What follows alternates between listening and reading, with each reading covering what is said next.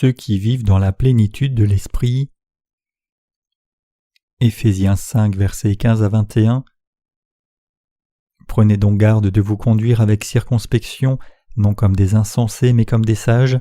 Rachetez le temps car les jours sont mauvais. C'est pourquoi ne soyez pas inconsidérés, mais comprenez quelle est la volonté du Seigneur. Ne vous enivrez pas de vin, c'est de la débauche. Soyez au contraire remplis de l'Esprit. Entretenez-vous par des psaumes, par des hymnes et par des cantiques spirituels, chantant et célébrant de tout votre cœur les louanges du Seigneur. Rendez continuellement grâce pour toutes choses à Dieu le Père, au nom de notre Seigneur Jésus-Christ, vous soumettant les uns aux autres dans la crainte de Christ. Le camp de formation des disciples de cette année vient de finir récemment. Mercredi prochain, nous ferons un culte spécial pour prier pour notre ministère de la littérature. Nous ferons une requête financière pour dimanche prochain afin de soutenir notre ministère de la littérature pour la moitié de l'année qui reste. Comme vous le savez peut-être bien, ce ministère coûte beaucoup d'argent. Cependant, je suis certain que notre Dieu prendra soin de tout si nous le prions assez sincèrement. C'est pour cela que nous faisons une réunion de prière spéciale ce mercredi pour demander à Dieu les ressources financières, en particulier pour notre ministère de la littérature. Tout le monde peut devenir complaisant ou oisif dans l'œuvre de Dieu, à force de faire toujours la même chose depuis longtemps, donc il convient que nous fixions un nouveau but pour sortir de la monotonie et renouveler notre vision. Pour cela, nous fixons de nouveaux buts à la mission et faisons un appel financier 2 fois par an pour éviter de tomber dans la complaisance. Nous venons de lire Éphésiens chapitre 5 comme passage des Écritures d'aujourd'hui. Auparavant, j'ai prêché sur Éphésiens, si bien qu'il semble qu'à chaque fois que je donne un sermon, il vient toujours d'Éphésiens. Je continue de prêcher sur cet épître parce que je pense que nous n'avons pas encore planté ces leçons fermement dans votre cœur. Définition de la vie conduite par l'Esprit. Il y a un verset particulier qui ressort dans le passage des Écritures d'aujourd'hui, et c'est Éphésiens 5, verset 18. « Et ne vous enivrez pas de vin, c'est de la débauche, soyez au contraire remplis de l'Esprit. » Combien est-ce bon pour vous d'être remplis du Saint-Esprit? Quand les gens sont ivres, ils agissent différemment de leur comportement normal. Des gens disent la même chose encore et encore, d'autres chantent, et d'autres essayent de se battre avec n'importe qui. Ainsi, quand les gens sont ivres, ils finissent par perdre leurs inhibitions normales. Cependant, la Bible dit clairement ici en Éphésiens 5, verset 18, « Ne vous enivrez pas de vin, c'est de la débauche, soyez au contraire remplis de l'Esprit. » Le fait que nous devions être remplis de l'Esprit signifie littéralement que nous devons être conduits et dirigés entièrement par l'Esprit de Dieu.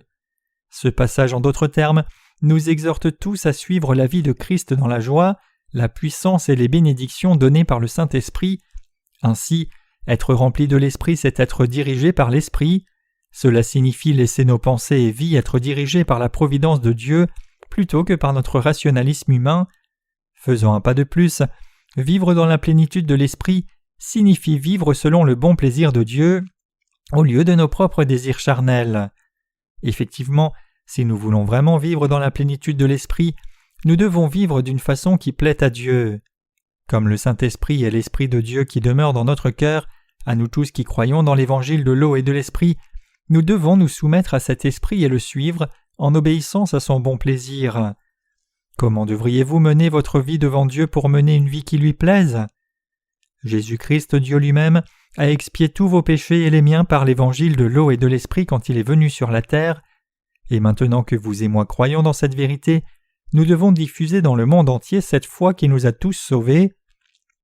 Quand Dieu nous a dit d'être remplis de l'Esprit, il nous a dit de consacrer toutes nos vies à la prédication de son Évangile et au salut des âmes perdues. Il est écrit en Romains 8, versets 5 à 6, « Ceux en effet qui vivent selon la chair s'affectionnent aux choses de la chair, tandis que ceux qui vivent selon l'Esprit s'affectionnent aux choses de l'Esprit. Et l'affection de la chair c'est la mort, tandis que l'affection de l'Esprit c'est la vie et la paix, car l'affection de la chair est inimitié contre Dieu, parce qu'elle ne se soumet pas à la loi de Dieu et qu'elle ne le peut même pas. Or ceux qui vivent selon la chair ne sauraient plaire à Dieu. » 2 genres de vie sont décrites dans ce passage, l'une menée selon la chair et l'autre menée selon l'Esprit.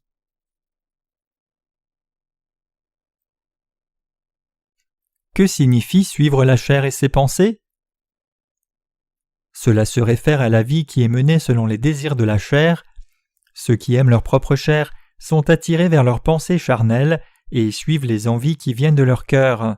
Ils sont dans leurs propres émotions charnelles. Ces gens pensent comme ceci: je veux faire ce que je veux dans la vie, je veux gagner beaucoup d'argent, voyager dans le monde entier, jouir de ma vie pour mon plaisir, je veux vivre librement sans que personne ne rentre dans mes affaires, je veux aussi tout essayer, c'est ma vie, je veux faire ce que je veux, je ne m'occupe pas de ce qu'on dit, je veux seulement pouvoir faire tout ce que je veux. Si vous vivez selon ces pensées charnelles, votre vie est menée selon la chair. Cependant, mes chers croyants, c'est un grave péché devant Dieu de suivre les pensées charnelles comme cela. Si vous suivez vos pensées charnelles, vous ne serez pas capable de suivre les pensées de l'Esprit et finirez donc par désobéir à la volonté de Dieu et finalement attirer son inimitié. Ainsi, suivre les désirs de la chair, c'est commettre un grave péché devant Dieu. Quiconque suit sa propre chair enfreint la loi de Dieu. Bien que nous ayons la rémission des péchés en croyant dans l'évangile de l'eau et de l'esprit, il est encore possible que nous tombions parfois dans nos propres pensées charnelles et suivions la chair. Cependant, il y a un mécanisme fiable pour éviter de tomber trop loin dans la chair et de mener une vie charnelle. Ce n'est autre que le Saint-Esprit qui demeure en nous. Comme le Saint-Esprit demeure dans nos cœurs comme notre maître et gardien, il convainc nos cœurs quand nous voulons suivre la chair. Par conséquent, nous trouvons insupportable de continuer de suivre la chair et nous sommes poussés à revenir et nous fixer sur les choses de l'Esprit.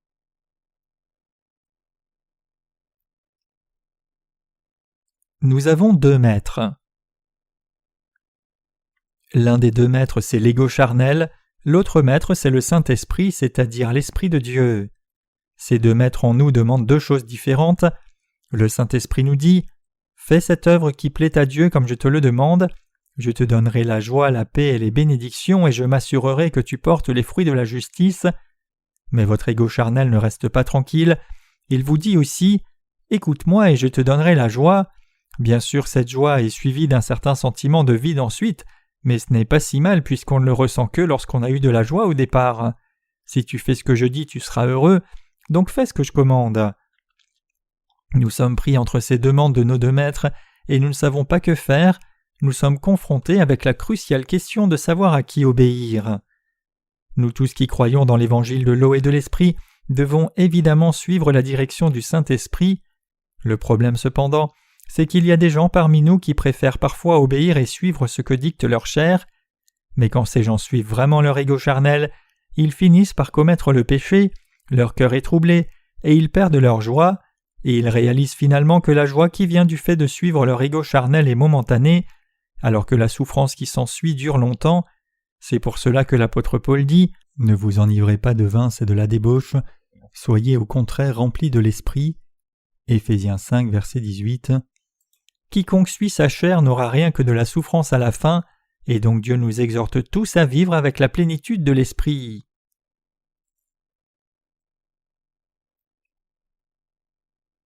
Soyez remplis de l'esprit plutôt qu'enivrés de vin. Aujourd'hui, en ce moment, je voudrais expliquer en détail que faire pour obtenir la plénitude de l'esprit. Vous et moi sommes chrétiens, comme vous et moi croyons dans l'évangile de l'eau et de l'esprit, nous sommes devenus les enfants de Dieu sans péché et ses ouvriers. En tant que tels, nous devons tous savoir clairement que faire pour mener une vie digne remplie du Saint-Esprit. Pour cela, nous devons d'abord réaliser que nous sommes tous enclins à suivre notre chair par nature. C'est seulement quand nous reconnaissons que nous tombons souvent dans les pensées charnelles que nous pouvons focaliser notre attention sur la vie dans la plénitude de l'Esprit. Bien que vous ayez reçu la rémission des péchés en croyant dans l'évangile de l'eau et de l'Esprit, ne suivez-vous pas toujours vos désirs charnels d'une façon ou d'une autre ? Il est absolument indispensable que nous réalisions tous que nous sommes prompts à avoir beaucoup de pensées charnelles et y tomber, car c'est alors seulement que nous pouvons vraiment saisir combien l'évangile de l'eau et de l'esprit est précieux et y être fidèles. Grâce à Jésus-Christ, notre souverain sacrificateur céleste, nous avons été bénis pour échapper à toutes nos malédictions par notre foi, et par conséquent, nous avons été restaurés spirituellement. Cependant, puisque notre chair reste toujours intacte, nous sommes toujours prompts à la pensée de la chair, et donc nous nous trouvons parfois à penser d'une façon complètement opposée à la volonté de Dieu. Il est absolument crucial que nous reconnaissions que nous commettons le péché à un moment. Qu'est-ce que cela signifie ? Cela signifie que puisque nous sommes tous enclins à suivre notre chair par nature, loin de suivre les commandements de Dieu, nous pouvons nous trouver à désobéir et les enfreindre. Cependant, comme nous avons déjà accepté l'évangile de l'eau et de l'esprit donné par Dieu, nous ruminons ou méditons cet évangile lorsque nous commettons le péché, puisque Dieu lui-même a dit que le salaire du péché c'est la mort. Romains 6, verset 23. Nous savons que nous devions mourir à cause de nos péchés, et donc nous pouvons apprécier l'évangile de l'eau et de l'esprit encore plus. Il est écrit « Car chose impossible à la loi parce que la chair la rendait sans force, Dieu a condamné le péché dans la chair, en envoyant à cause du péché son propre Fils dans une chair semblable à celle du péché. » Romains 8, verset 3. Nous avons tous dû admettre et confesser que nous étions condamnés à la mort pour nos péchés.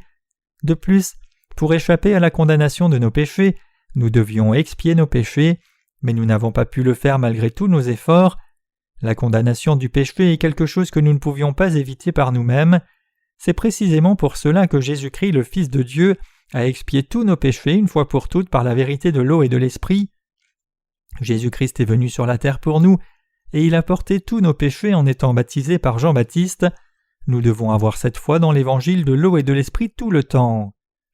Jésus nous a sauvés de tous les péchés du monde une fois pour toutes par l'évangile de l'eau et de l'esprit, et donc nous tous qui croyons dans ce vrai évangile sommes sans péché. Dieu a vraiment accompli ce que nous ne pouvions pas faire. Nous croyons dans l'évangile de l'eau et de l'esprit de tout notre cœur. Le Seigneur nous dit « Je suis ton Dieu et je t'ai sauvé de tous tes péchés. J'ai porté non seulement tes péchés mais aussi les péchés de la race humaine tout entière.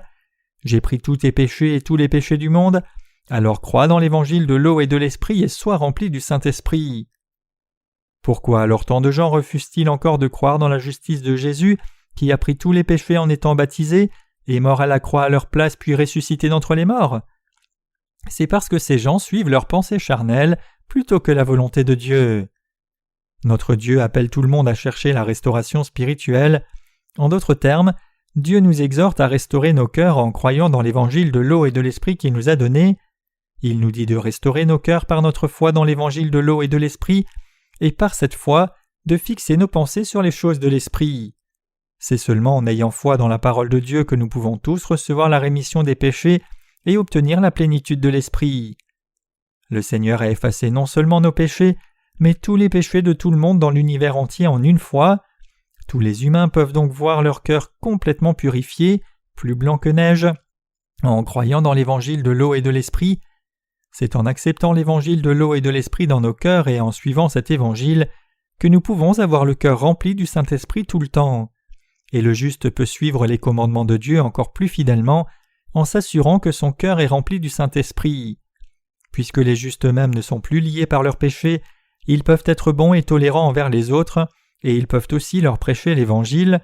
Ils sont alors remplis du Saint-Esprit encore plus, peuvent vivre dans ce monde avec un cœur joyeux, et aussi recevoir l'amour de Dieu tout au long de leur vie entière. C'est ainsi que nous sommes poussés à faire l'œuvre précieuse de Dieu, et quand nous les justes le faisons, nos cœurs sont réjouis et heureux. Ainsi, il est beaucoup plus joyeux pour nous de vivre dans la plénitude de l'Esprit que de suivre notre propre chair, et c'est pour cela que nous devons toujours suivre la volonté du Seigneur, faire son œuvre jour après jour, obéir encore plus à Dieu, et nous soumettre à lui tout le temps. Ce n'est autre que cela que signifie vivre dans la plénitude de l'Esprit. La Bible nous enseigne à fixer nos pensées sur l'œuvre de Dieu en disant « Car l'affection de la chair c'est la mort et l'affection de l'esprit c'est la vie et la paix. » Romains 8, verset 6. Si nous fixons nos pensées sur l'œuvre de Dieu, nous pouvons vivre dans la lumière de Dieu. Quand nous pensons à la façon dont Dieu a expié non seulement nos péchés mais aussi les péchés de tout le monde, nous nous rappelons de la justice de Dieu pour renouveler notre foi, et donc nos cœurs sont réjouis. Je suis si reconnaissant à Dieu de ce que nous pouvons recevoir ces bénédictions abondantes et jouir de sa joie et de sa paix en faisant son œuvre.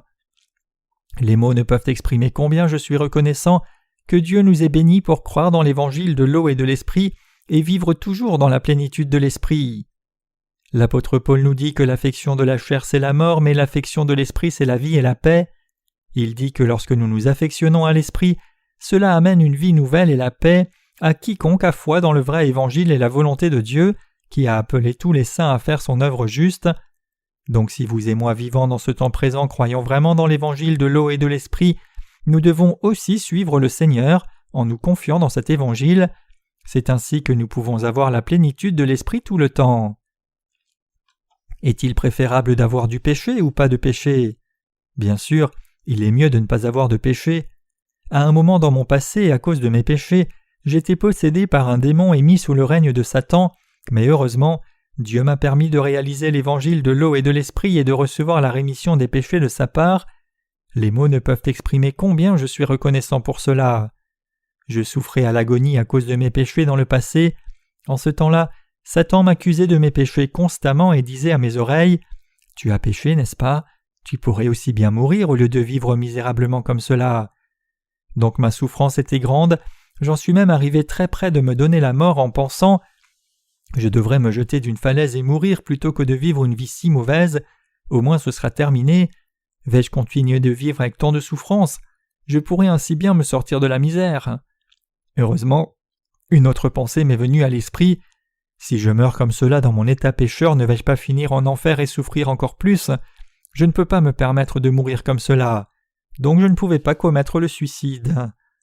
Mes chers croyants, nous méritions tous d'être jetés en enfer à cause de nos péchés sans exception. En dépit de cela, le Seigneur est venu sur la terre personnellement pour des gens corrompus comme nous, a porté tous nos péchés une fois pour toutes en étant baptisé par Jean-Baptiste, est mort à la croix, puis ressuscité d'entre les morts.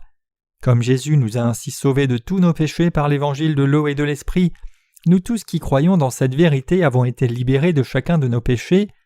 Combien est-ce merveilleux d'avoir été sauvés de tous nos péchés? Il n'y a rien de plus merveilleux que cela. Y a-t-il une foi qui soit meilleure que la nôtre qui nous a sauvés de tous nos péchés?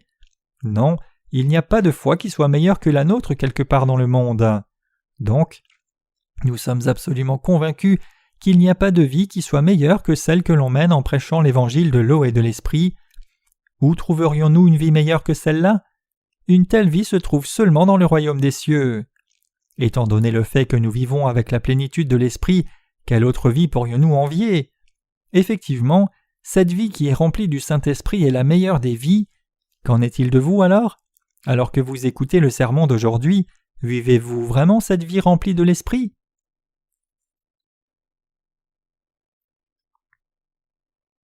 Bien que nous ayons reçu la rémission des péchés dans nos cœurs, nous pouvons être blasés avec le temps qui passe.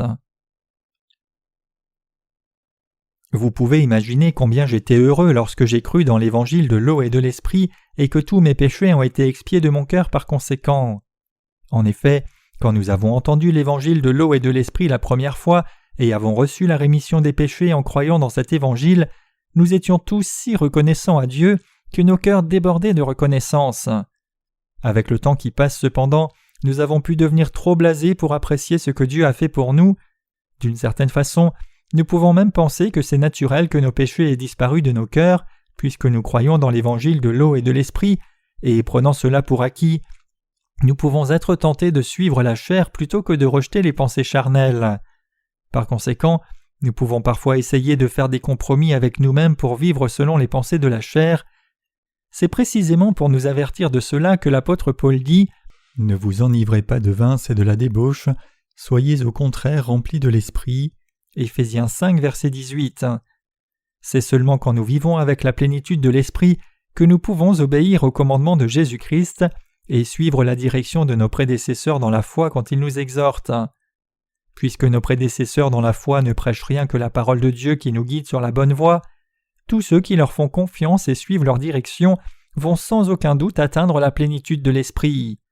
C'est seulement quand nos vies sont remplies du Saint-Esprit comme cela que nous pouvons faire l'œuvre juste de Dieu, et c'est pour cela que l'apôtre Paul nous exhorte à être remplis de l'Esprit. Mes chers croyants, vous et moi étions effectivement destinés à être jetés en enfer pour nos péchés. Nous étions tous hors de Jésus-Christ. Combien étions-nous misérables en ce temps-là? Cependant, le Seigneur nous a tous sauvés en venant sur la terre et portant tous nos péchés sur son propre corps par le baptême qu'il a reçu de Jean-Baptiste. Si le Seigneur ne nous avait pas sauvés de tous les péchés du monde, nous aurions vécu une vie corrompue dans ce monde, oppressés par nos péchés jusqu'à la fin. Combien cette vie aurait-elle été misérable? Nous aurions vraiment vécu la vie la plus corrompue. Tristement, Beaucoup de gens dans ce monde sont encore pris dans une vie si misérable, même si leur chair sourit, leur cœur est rempli de souffrance. En effet, c'est précisément parce qu'ils sont si tristes qu'ils sont préoccupés avec les choses de la chair de façon plus obsessionnelle. Autrement dit, ils vivent une telle vie charnelle dans une tentative d'oublier leur tristesse même un instant. C'est pour cela que tant de gens se suicident par désespoir. Ces gens qui n'ont pas reçu la rémission des péchés sont effectivement en train de vivre une vie maudite. Même en ce moment, beaucoup de gens frappent leur poitrine de souffrance. Par contre, vous et moi vivons maintenant au milieu des bénédictions de Dieu dans la plénitude de l'Esprit. Donc l'apôtre Paul nous dit de louer le Seigneur avec des cantiques spirituels et des psaumes. Et comme il nous a exhortés, nous avons écrit de beaux hymnes et nous les chantons maintenant pour louer le Seigneur. Nous servons maintenant le merveilleux évangile de l'eau et de l'esprit par la foi. Nous prêchons l'évangile de l'eau et de l'esprit dans le monde entier dans nos vies, et ces vies que nous menons sont justes et dignes. Quand les gens font quelque chose de mal, d'abord ils se sentent bien parce qu'ils ont fait ce qu'ils voulaient faire, mais rapidement, quand la gravité de leur péché apparaît, ils se sentent coupables et cela se suit de la peur du jugement qui continue à tourmenter leur cœur. Les jeunes gens comme nos adolescents sont particulièrement susceptibles de souffrir davantage. L'adolescence est une période très difficile de la vie, comme les adolescents sont particulièrement sensibles à leurs émotions. Bien que beaucoup d'entre eux veuillent vivre vertueusement sans honte sous le ciel, en réalité, ils finissent par commettre beaucoup de péchés. Il est très facile aux adolescents d'être emportés par les idées erronées du monde et de fixer leurs pensées sur les mauvaises choses. Bien sûr, nos jeunes frères et sœurs ne devraient jamais être attirés par ces tentations, mais étant donné la pression qu'ils subissent constamment, il leur est très difficile de vivre par la foi au milieu de cette pression et de ne pas être influencés par leurs amis. Trop d'adolescents pensent que dévier est juste un signe de force et de courage. Il y a une tendance prononcée parmi les jeunes d'aujourd'hui à penser que c'est cool de commettre le péché. Si vous êtes un adolescent, je vous exhorte à avoir la vision prévenante pour voir que beaucoup de gens sont pleins de regrets et se lamentent de leur jeunesse gaspillée. Vous êtes dans un endroit juste à faire une œuvre juste et vous êtes vraiment une jeunesse courageuse. Trop souvent nous oublions notre premier amour pour Jésus, mais nous pouvons toujours revenir et être à nouveau remplis du Saint-Esprit. C'est par la foi que nous pouvons vivre dans la plénitude de l'Esprit. Lisons Éphésiens 5, verset 18 une fois de plus ici. « Ne vous enivrez pas de vin, c'est de la débauche, soyez au contraire remplis de l'Esprit. » Alors que vous et moi avons reçu la rémission des péchés en croyant dans le salut du Seigneur, nous vivons avec la plénitude de l'Esprit tout le temps. C'est parce que nous acceptons nos erreurs et suivons le Seigneur en nous confiant dans sa justice, le remerciant toujours d'avoir expié tous nos péchés. Puisque nous croyons que le Seigneur a expié non seulement mes péchés mais aussi les péchés de tous les autres, nous pouvons toujours vivre comme des gens sans péché. Il est absolument crucial que nous réalisions tous dans nos esprits et nos cœurs que nous sommes devenus sans péché, que nous fassions l'œuvre juste de Dieu dans nos vies, que nous sommes bénis pour vivre dans l'Église de Dieu en faisant son œuvre de justice en unité avec nos frères et sœurs sans péché. Nous sommes devenus le peuple de Dieu et les membres de son royaume. Beaucoup de gens reçoivent la rémission des péchés grâce à notre travail. Nous sauvons les autres en soutenant le ministère de l'Évangile et nous sacrifiant nous-mêmes pour l'œuvre juste du Seigneur, et nous sommes vraiment des gens bénis.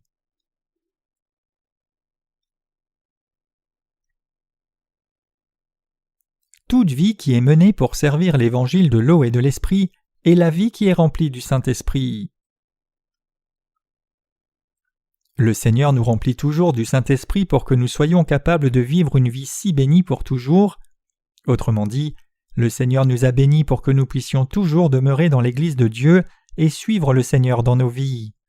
Cependant, si nous suivons nos propres pensées charnelles et refusons obstinément de nous détourner de cette direction erronée, nous serons exclus de cette vie conduite par l'Esprit. Par contre, si nous reconnaissons notre erreur lorsque nous la commettons, méditons de nouveau l'évangile de l'eau et de l'esprit par lequel le Seigneur a expié tous nos péchés, et suivons Dieu en le remerciant pour ce qu'il a fait pour nous, alors nos cœurs seront remplis de l'œuvre de Dieu et de son amour. Quand nos cœurs sont ainsi fixés fermement sur l'œuvre juste de Dieu et la suivent, nous vivrons toujours dans la plénitude de l'Esprit. Ce n'est autre que cette vie que le Seigneur nous a garantie à tous, et c'est pour cela que nous sommes si heureux et bénis. Mes chers croyants, même si nous sommes vraiment des gens bénis, nous pouvons finir malheureux si nous fixons nos pensées sur le mauvais standard. Même si quelqu'un qui a reçu la rémission des péchés peut finir malheureux comme le neveu d'Abraham, Lot, s'il suit sa chair selon ses propres pensées charnelles, si vous laissez cela vous arriver, vous deviendrez une personne égoïste qui vit pour sa propre chair, comme le serviteur dans la parabole de Jésus qui avait reçu un talent. Voulez-vous vraiment que cela vous arrive ? Voulez-vous rejeter Dieu comme un vieux chiffon, piétiner sa grâce et devenir un de ses opposants et ennemis ?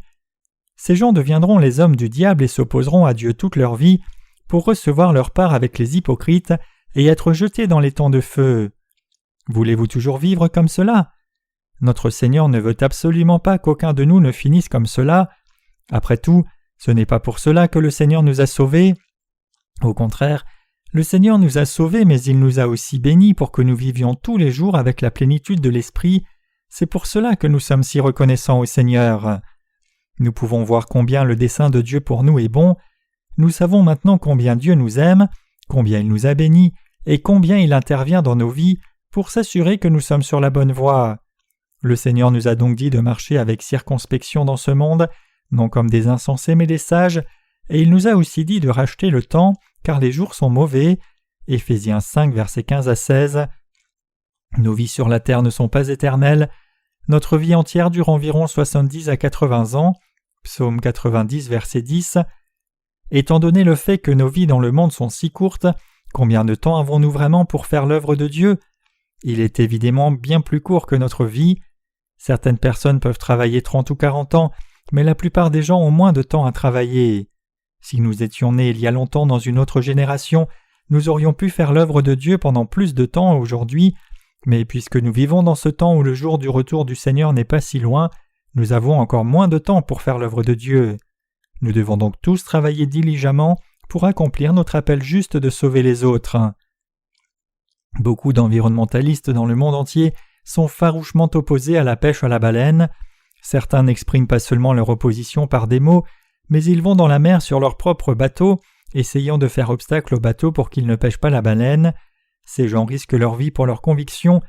Comme c'est leur plus grande priorité dans la vie d'éviter la destruction environnementale, ils font tout leur possible pour arrêter la dégradation écologique, mettant même leur vie en danger au passage. Tout le monde consacre sa vie à ce qu'il considère le plus précieux. Les environnementalistes engagés font tout leur possible pour protéger la nature, n'ayant pas peur d'aller où que ce soit et faire quoi que ce soit pour enquêter sur les causes de la destruction environnementale et éviter la dégradation écologique, que ce soit l'eau, le sol ou l'air qui est pollué. Beaucoup de gens les louent pour leur travail pour une cause digne. Récemment, un pétrolier a échoué près de la côte ouest de la Corée et a ruiné la vie de beaucoup de gens qui dépendent de la mer pour vivre. La destruction de la côte est si sévère que certains se sont même suicidés par désespoir. Ces gens dépendaient de la mer pour gagner le pain de leur famille, éduquer leurs enfants, mais maintenant ils ne pouvaient plus rien faire puisque leur gagne-pain avait disparu. Leur sort est si mauvais qu'il n'est pas étonnant que certains aient franchi le pas drastique du suicide. Nous pouvons voir dans ce désastre combien il est important de protéger et de garder l'environnement pour pourvoir à notre vie. Donc la protection de l'environnement est vraiment une cause digne. Cependant, il y a une chose qui est encore plus digne que cela, c'est ce que Dieu le Créateur nous a confié, et cette œuvre est la plus précieuse et importante de toutes. En d'autres termes, prêcher l'Évangile est l'œuvre la plus juste. Nous faisons maintenant une œuvre vraiment juste car nous travaillons sans relâche pour sauver tout le monde selon la volonté de Dieu. Nous prêchons cet Évangile maintenant parce que nous sommes si reconnaissants au Seigneur d'avoir expié tous nos péchés et parce que nous savons que le Seigneur a expié non seulement nos péchés, mais aussi les péchés de tous les autres. Combien est-ce merveilleux de vivre pour une cause si digne! Nous sommes si reconnaissants à Dieu que les mots ne peuvent exprimer tous nos remerciements, et c'est en vivant comme cela que nos cœurs sont remplis du Saint-Esprit. Si nous devions plutôt suivre la chair, nous n'aurions jamais cette plénitude de l'Esprit dans nos vies. Parfois, quand nous succombons à nos propres standards charnels même pour un peu de temps, nos cœurs sont sans dessus-dessous et nos vies sont comme un enfer vivant. Il y a des moments où nous sentons que suivre le Seigneur est à notre détriment. Quand nous voyons comment tout le monde cherche ses propres intérêts, nous avons l'impression que nous sommes seuls à suivre le Seigneur et nous nous sentons haïs et marginaux. Pourquoi avons-nous ces sentiments ? C'est parce que nous suivons nos propres pensées charnelles. Dans des moments comme cela, fixez vos pensées sur les choses de l'Esprit et suivez son œuvre. alors ce qui semblait un enfer vivant deviendra céleste. Laissez votre pensée demeurer dans des choses spirituelles, vous rappelant que le Seigneur a expié non seulement tous vos péchés, mais aussi les péchés de tout le monde, que le Seigneur vous a commandé de prêcher son évangile à tout le monde, que les autres peuvent aussi recevoir la rémission des péchés lorsqu'ils entendent l'évangile que vous prêchez, et que leur salut dépend de vous, votre cœur sera alors réjoui et heureux. Dieu utilise sa parole écrite pour nous sauver de tous nos péchés, donc la vérité de la parole marquée dans les Écritures ne changera jamais même si les temps changent. Puisque les Écritures sont la vérité, elles rendent témoignage de l'évangile de l'eau et de l'esprit pour toujours. Dieu a écrit sa parole pour que ceux qui ont reçu la rémission des péchés en croyant dans l'évangile de l'eau et de l'esprit vivent dans la plénitude de l'esprit, alors que ceux qui n'ont pas encore reçu la rémission des péchés connaissent l'évangile de l'eau et de l'esprit par cette parole de Dieu. Ce sont nos cœurs qui doivent être droits devant Dieu. Si nos cœurs sont méchants plutôt que droits, alors quand nous lisons la Bible, nous ne voyons que de mauvaises choses, c'est parce que la parole est la vérité.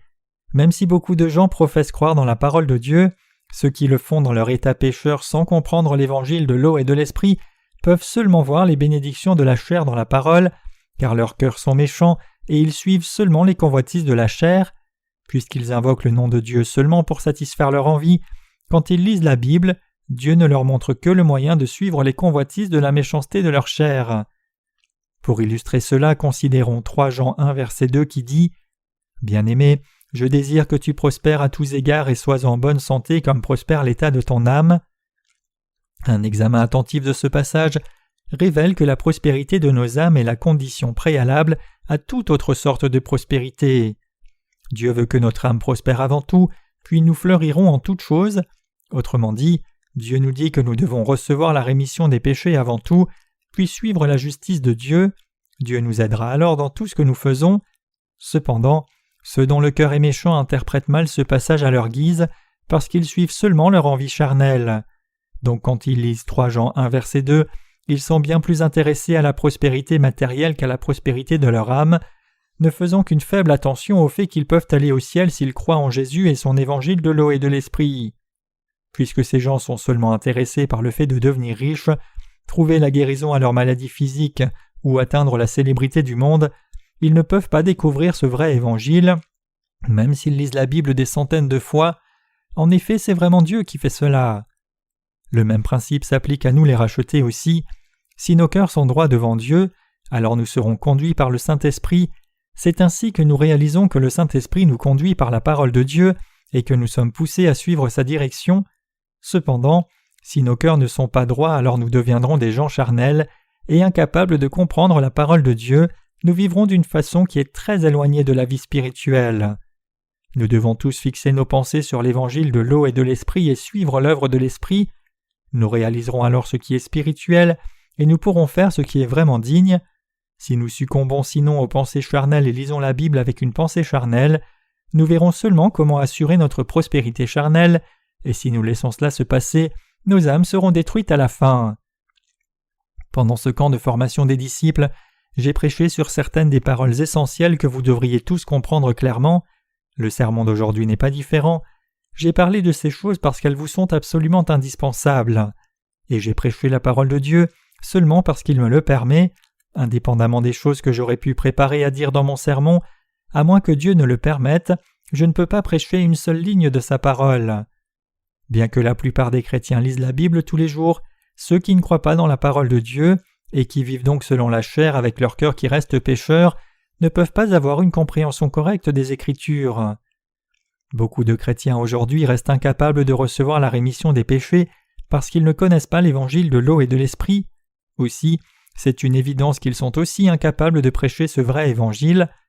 En dépit de cela, ces pécheurs chrétiens essayent de prêcher la parole de Dieu, et ils font cela non parce qu'ils croient réellement dans la parole de Dieu, mais parce qu'ils veulent satisfaire leur convoitise charnelle. Par contre, Dieu nous a bénis, vous et moi, pour vivre dans la plénitude du Saint-Esprit et suivre les pensées de l'Esprit selon sa parole. Maintenant, en croyant dans la parole de Dieu, nous pouvons tous vivre dans la plénitude de l'Esprit chaque jour, donc vivons en nous confiant en Dieu, lui donnant toute notre reconnaissance pour le fait qu'il nous guide.